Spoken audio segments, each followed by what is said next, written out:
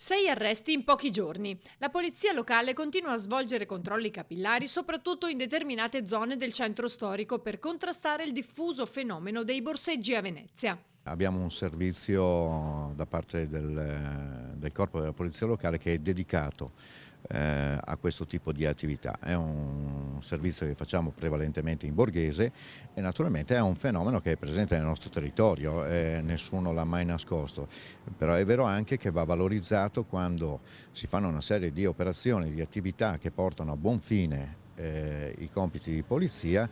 Dopo i primi 3 arresti sabato scorso, quando 2 donne e un uomo di nazionalità rumena sono stati colti in flagranza di furto pluriaggravato sul Ponte della Paglia, a distanza di 2 giorni la stessa sorte è capitata a 3 loro connazionali di 41, 40 e 27 anni, finiti nelle celle di sicurezza della polizia locale. Dopo aver trascorso lì la notte, il giorno seguente hanno patteggiato davanti al giudice pene tra i 5 mesi e i 10 giorni e gli 8 mesi di reclusione.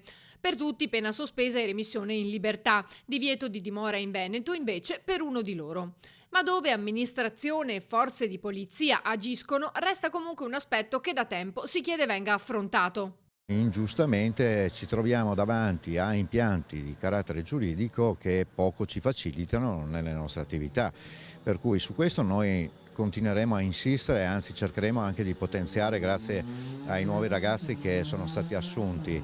Il fenomeno va ulteriormente contenuto da un lato, ma fatto anche in termini repressivi tutto quello che serve e siamo certi che questo insomma continueremo a gestirlo al meglio.